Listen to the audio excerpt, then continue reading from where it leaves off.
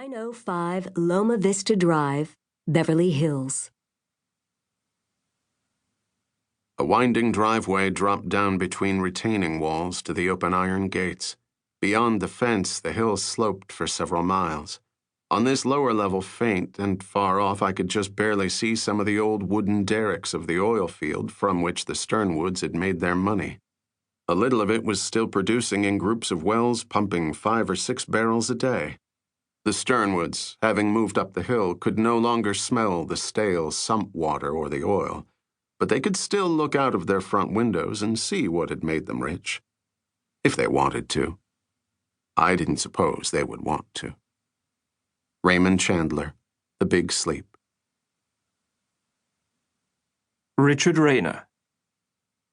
The nature of scandals is that once Pandora's box has been opened, it always ends up murkier, more intestinal, more twisted, and much bigger and longer than anyone could have imagined before they opened the box.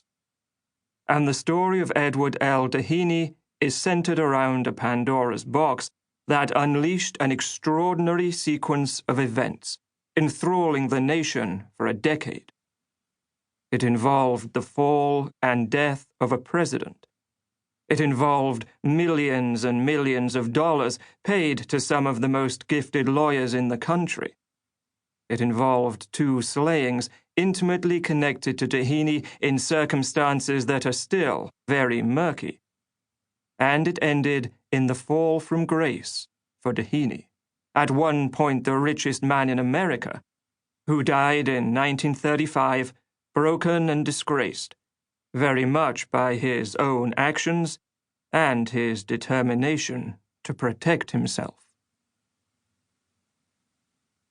Patrick Ned Doheny. My great-grandfather was shocked at the way that everything spun out. When you think about a guy that strong being broken, you have to wonder what it must have been like to have had to deal with all those elements, and who you had to be in order to survive it. It was a tragedy, but the history books have always done a hatchet job on him. It's the heartlessness that I find the most bitter about the interpretation of our family. And it upsets me that someone like my great-grandfather, who was such a seminal figure, gets supplanted by a cardboard stick figure. That's madness.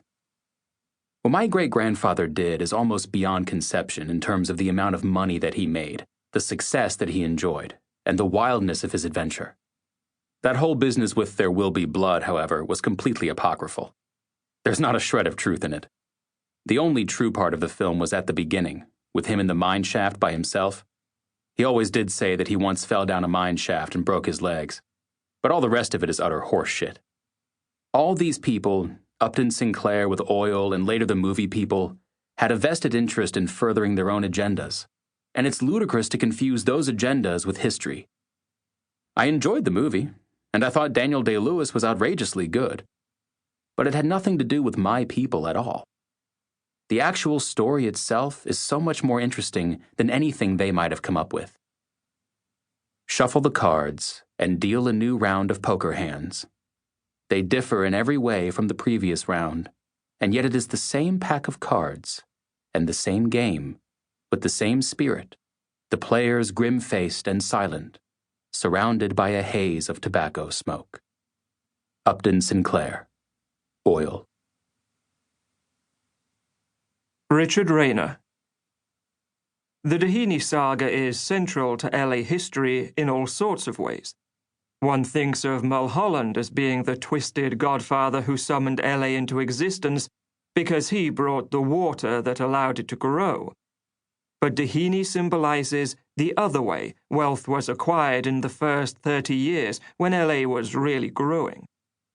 Between 1900 and 1930, the population went from something like 100,000 to 1.25 million. Mike Davis. The recent history of Los Angeles had been an exhilarating then terrifying roller coaster ride. In late 1885, the arrival of the Santa Fe Railroad in Southern California broke the decade-long monopoly of the Southern Pacific. By March, the most extraordinary rate war in American history began, with fares from Chicago dropping to an absurd